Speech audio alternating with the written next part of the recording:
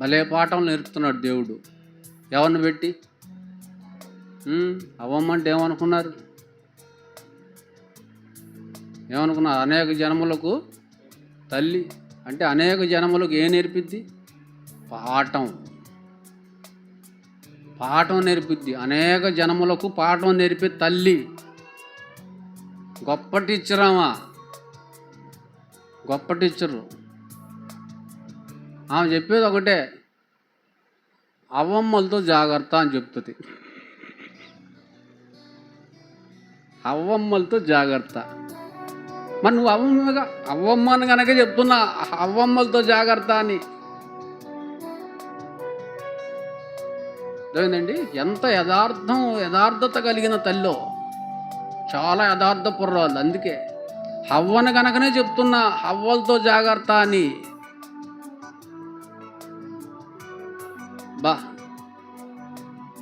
ఎంత గొప్ప తల్లి.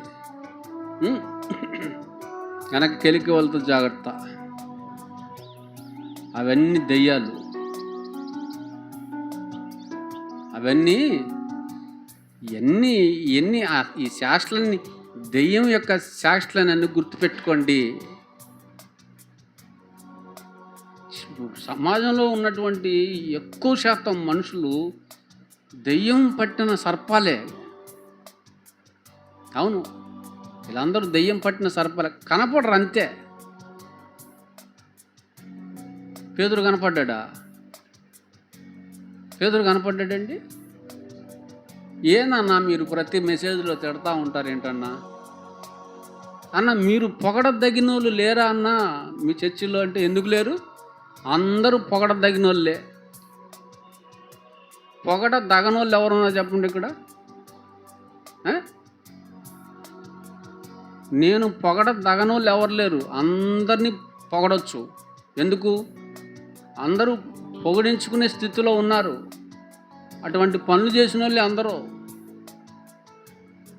గొప్ప వాళ్ళు ఉన్నారు మీలో, కానీ మీలో ఎక్కువ గొప్ప వాళ్ళు ఎవరో వాళ్ళనే తిడుతుంటా, వాళ్ళనే టార్గెట్ చేస్తాను, వాళ్ళనే వాయిస్తూ ఉంటా, వాళ్ళనే గాయపరుస్తూ ఉంటా, వాళ్ళనే బాగుతూ ఉంటా. చెంట్రకోలు తీసుకొని బెల్ట్ తెగేటట్టు కొడతా ఉంటా వాళ్ళనే మాటలతోనే.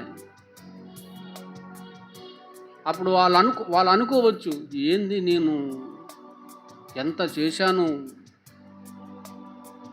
నన్ను ఏంటి గోంగూరలో పురుగును తీసేస్తున్నాడు అనుకోవచ్చు. అట్లా అనుకునే వాళ్ళు ఉన్నారు ప్రారంభంలో.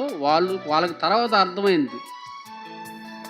అర్థమయ్యి నన్ను గోంగూరలో పురుగును తీసేస్తున్నాడంటే నేను ప్రధాన స్థానంలో ఉన్నాను, నేను స్తంభంలాగా ఉన్నాను.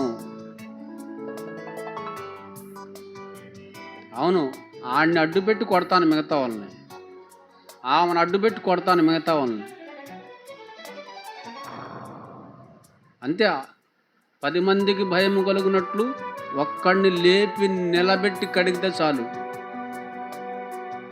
ఆడు కడిగించుకోవడానికి ఇష్టపడేవాడు ఉంటాడు, ఇష్టపడే సహోదరి ఉంటుంది. ఏంది నిన్ను అట్ట నిలబెట్టి కడిగాడంటే, కడిగితే మంచిదేగా అంటది.